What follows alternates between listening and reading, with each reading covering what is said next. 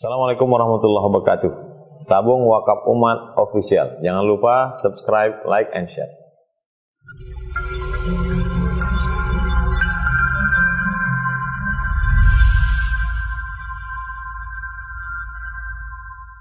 Alhamdulillahi Rabbil Alamin Alladhi arsala rasulahu bilhuda wa dinil haqq liyuzhirahu ala dini kullihi wa kafa billahi shahida.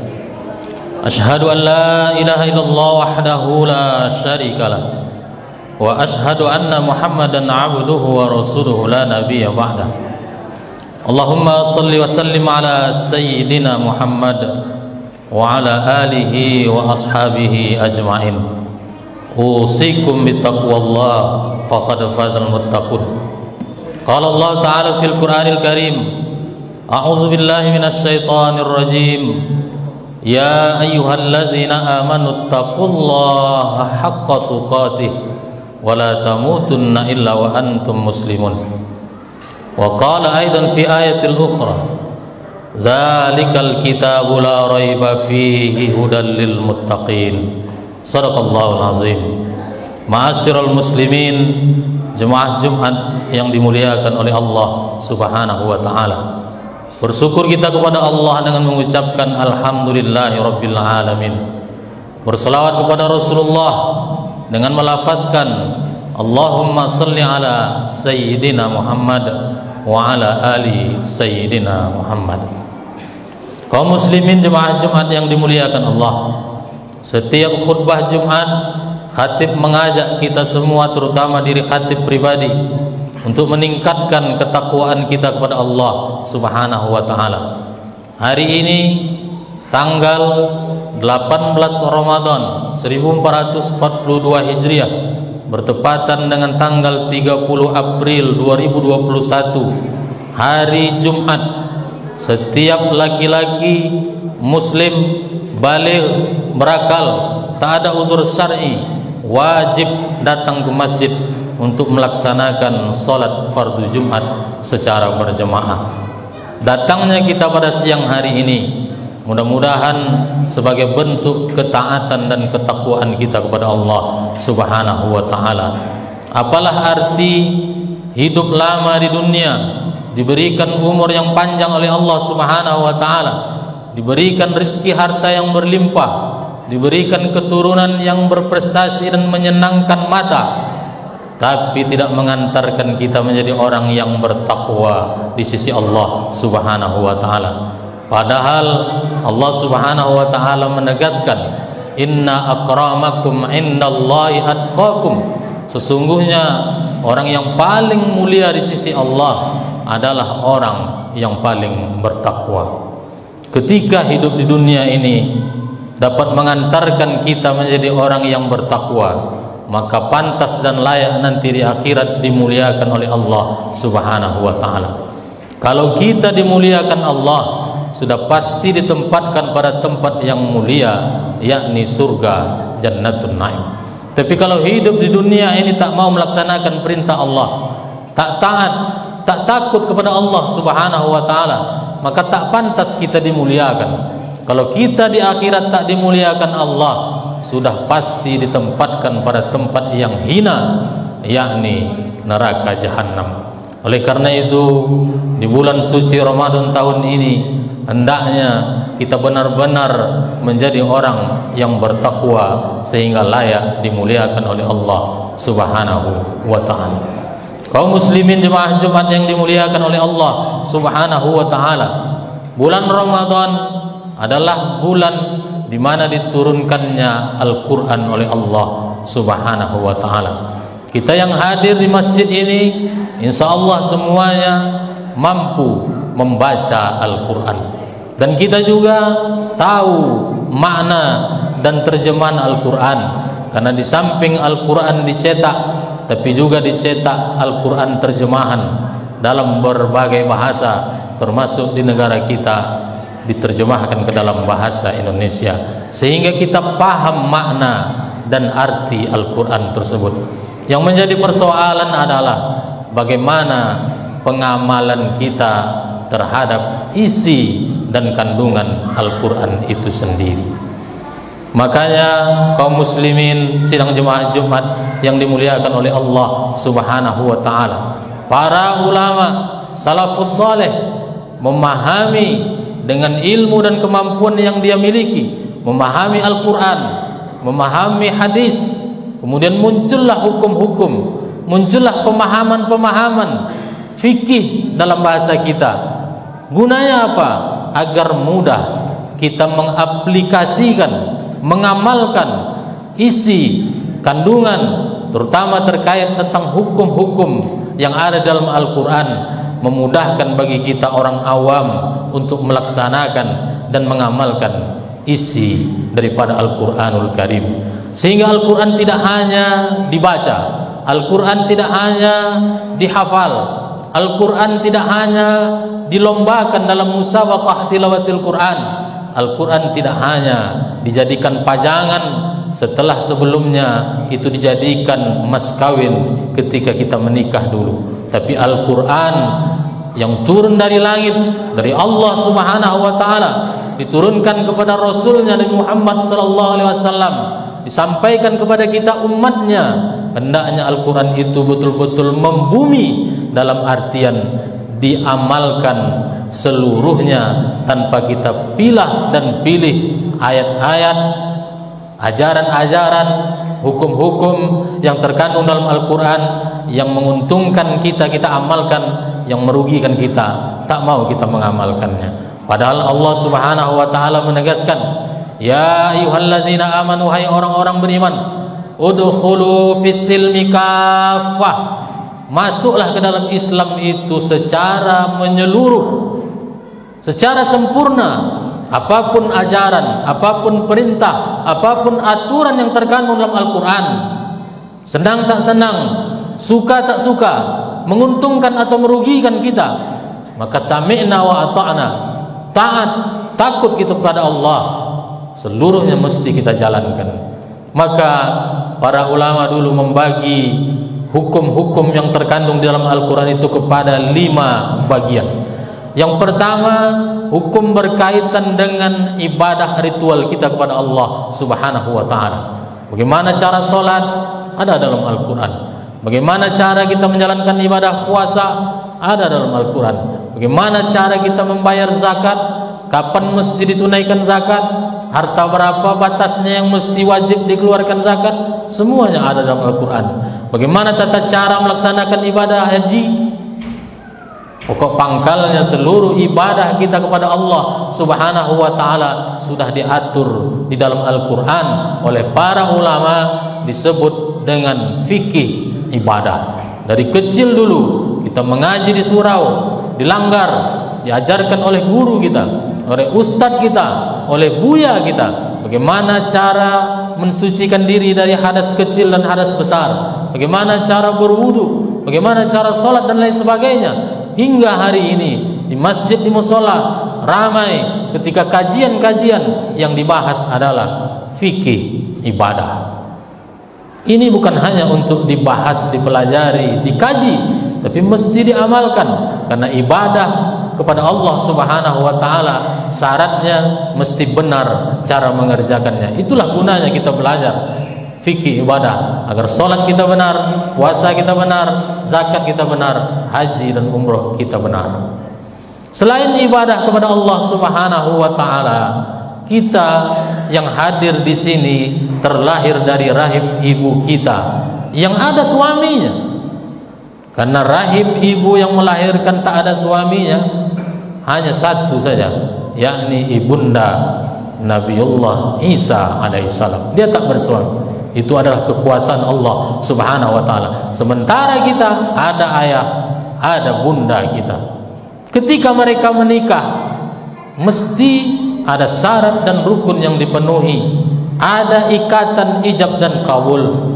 Islam mengatur sampai kepada masalah pernikahan. Islam mengatur bagaimana cara bertetangga sampai cara berumah tangga. Ketika ada 2 orang, satu pasang laki-laki dan perempuan menjalin hubungan tanpa diikat dengan akad nikah, yang dihalalkan oleh agama kita, agama Islam, maka ketika lahir anak itu tak bisa dinasabkan kepada ayahnya. Karena apa? Anak itu lahir di luar ikatan yang sah. Maka Islam juga mengatur bagaimana tata cara melamar, bagaimana tata cara akad nikah. Kalaupun nanti keluarga ini tak dapat dipertahankan dengan segala persoalan dan masalah yang dihadapi, Islam juga mengatur bagaimana caranya bercerai, menjatuhkan talak, istri menuntut cerai dan lain sebagainya. Ketika sudah bercerai ternyata ingin kembali, Al-Quran juga mengatur, Islam mengatur bagaimana cara rujuk, cara berkeluarga. Selain beribadah kepada Allah juga diatur di dalam Al-Quran yang oleh ulama disebut fikih ahwalus sahsiyah, fikih yang mengatur hukum keluarga Islam. Tak boleh kita membuat aturan sendiri tanpa mengikuti Al-Quran yang sudah diturunkan oleh Allah Subhanahu wa ta'ala. Ibadah kepada Allah sudah, ibadah dalam rumah tangga sudah. Ternyata hidup kita tidak hanya diisi dengan ibadah, salat, puasa, zakat, haji. Hidup kita tidak hanya diisi di dalam rumah dengan suami, dengan istri, dengan anak-anak, mertua dan orang tua, tapi kita diperintahkan oleh Allah Subhanahu wa ta'ala untuk bertebaran di muka bumi, datang ke masjid, salat berjamaah, yang intinya tidak hanya menjalankan kewajiban kita kepada Allah, mendirikan salat 5 waktu, tapi untuk bersilaturahim, berinteraksi, bersosialisasi dengan orang-orang yang ada di sekitar kita, dengan tetangga kita. Maka urusan kita kepada sesama manusia, ada jual beli, ada pinjam meminjam, ada gadai menggadai, sewa menyewa, semua itu diatur di dalam Al-Quran, diatur dalam agama kita ini. Maka para ulama kita memberi nama aturan-aturan yang berkaitan dengan urusan sesama manusia, namanya fikih muamalah. Ahallallahu al-bai'a wa harrama riba. Kata Allah, Allah halalkan jual beli dan Allah haramkan riba. Ada batasan-batasan di dalam bermuamalah antara sesama manusia. Ada yang dihalalkan namanya jual beli, ada yang diharamkan namanya riba. Ini pun mesti kita pahami dan ini pun mesti kita amalkan sesuai dengan yang diajarkan oleh Al-Quran yang diturunkan kepada Rasulullah sallallahu alaihi wasallam. Ibadah sudah, berkeluarga sudah diatur, bermuamalah juga sudah diatur. Ternyata tak semua kita umat Nabi Muhammad ini adalah orang baik, orang yang taat, orang yang soleh. Ada juga yang melanggar, ada yang mencuri, ada yang berzina, ada yang minum khamar, ada yang membunuh. Apakah Al-Quran juga mengatur perkara-perkara tersebut? Ya. As-sariqu was-sariqatu faqta'u aydiyahuma. Pencuri laki-laki, pencuri perempuan, maka potonglah tangan keduanya. Az-zaniyatu waz-zani fajlidu kullu wahidin minhuma mi'ata jaldah. Pezina perempuan, pezina laki-laki, maka cambuklah masing-masing keduanya 100 kali cambukan. Orang yang membunuh, menghilangkan nyawa saudaranya dengan sengaja, maka hukumannya harus dibunuh, hukum qisas. Ternyata agama kita sangat sempurna, sangat lengkap, sampai perkara-perkara pencurian, perzinahan, minum-minuman keras, membunuh, dan perbuatan-perbuatan kejahatan lainnya diatur dalam agama kita, diatur dalam Al-Quran. Ini menjadi perjuangan dan azam kita selaku umat Nabi Muhammad sallallahu alaihi wasallam untuk menegakkan aturan-aturan Allah, untuk menegakkan aturan-aturan Al-Quran di dalam kehidupan kita. Walaupun sekarang itu tak semuanya dapat kita laksanakan, karena memang kita tidak berada di negara Islam, karena kita memang tidak berada di negara yang menerapkan syariat Islam secara full, secara menyeluruh. Tapi ini bisa kita perjuangkan dengan cara konstitusional, bukan dengan cara melawan pemerintahan, melawan negara, melawan Undang-Undang Dasar 1945 yang kita yakini menjadi dasar negara Republik Indonesia. Kaum muslimin jemaah Jumat yang dimuliakan oleh Allah Subhanahu wa taala. Ketika Rasulullah sallallahu alaihi wasallam 13 tahun di kota Makkah, tak dapat leluasa melaksanakan ibadah salat. Tak dapat leluasa menarik zakat kepada muzaki, orang-orang kaya yang sudah wajib menunaikan ibadah zakat. Tak dapat melaksanakan ibadah haji dengan leluasa. Tak dapat melaksanakan hukum potong tangan, hukum cambuk kepada orang yang berzina. Sebab apa? Sebab di kota Mekah ketika itu yang berkuasa adalah kaum kafir Quraisy. Rasulullah tak punya kuasa, pengikutnya belum ramai. Maka datanglah perintah Allah Subhanahu wa taala kepada Nabi Muhammad dan para sahabat untuk hijrah, pindah tempat dari kota Mekah ke kota Madinah. Di kota Madinah, penduduk kota Madinah orangnya lembut, orangnya baik, orangnya terbuka. Dia terima dengan lapang dada, dengan muka yang ceria, dengan senang hati Rasulullah dan rombongan yang datang dari kota Mekah, kota Madinah. Bahkan pemerintahan, kekuasaan mengatur kota ketika itu diserahkan kepada Rasulullah sallallahu alaihi wasallam.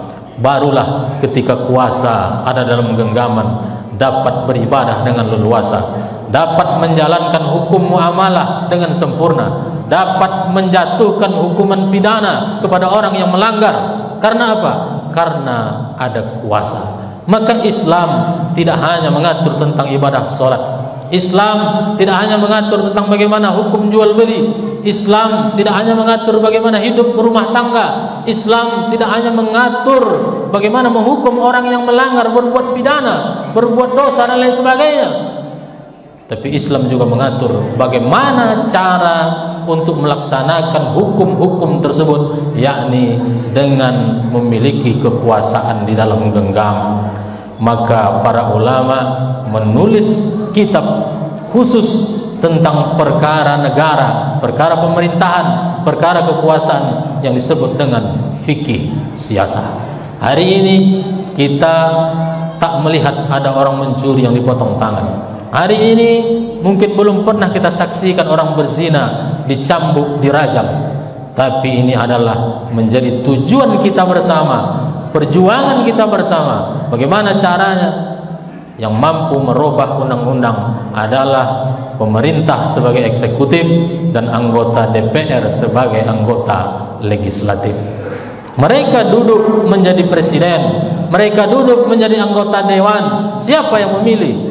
Kita. Maka kita sebenarnya yang menentukan arah dan tujuan agar syariat Islam ini terlaksana. Kita sebenarnya yang menentukan apakah Al-Quran ini bisa diterapkan secara sempurna. Kita sebenarnya menentukan apakah kita betul-betul mampu untuk melaksanakan ajaran Islam ini secara kafah. Karena kekuasaan ada di tangan kita. Tapi apalah daya, karena kita masih bisa dirayu dengan segepok uang, karena kita bisa dirayu dengan janji-janji jabatan, karena kita bisa dirayu dan lain sebagainya. Sehingga yang kita pilih, yang kita dudukkan di anggota legislatif, yang kita dudukkan di eksekutif, bukanlah orang-orang yang berpihak kepada agama Islam, bukanlah orang-orang yang memiliki visi untuk menjalankan dan mengamalkan Al-Quran secara kafah. Yang kita dudukkan, yang kita pilih, dia beragama Islam tapi dia tak peduli dengan Al-Quran. Dia KTP-nya Islam tapi dia tak ada punya tujuan dan cita-cita untuk menegakkan syariat Islam di bumi pertiwi yang kita cintai ini. Oleh karena itu, kaum muslimin jemaah Jumat yang dimuliakan oleh Allah Subhanahu wa taala, cara kita membumikan Al-Quran adalah mengamalkan isi ajarannya tanpa memilih-milih mana yang memudahkan dan menguntungkan kita. Karena ini adalah bentuk sami'na wa ata'na, ketaatan, ketakwaan kita kepada Allah Subhanahu wa taala. Kita punya kuasa untuk menentukan apakah di negara kita yang kita cintai ini mampu untuk dilaksanakan dan ditegakkan syariat Islam. Oleh karena itu, jangan sia-siakan kesempatan yang ada di tangan kita untuk menentukan pemimpin-pemimpin kita baik di eksekutif maupun di legislatif, agar kita pastikan mereka-mereka itu adalah orang-orang wakil-wakil rakyat yang berpihak kepada agama Islam. Fa'tabiru ya ulil absar la'allakum tuflihun.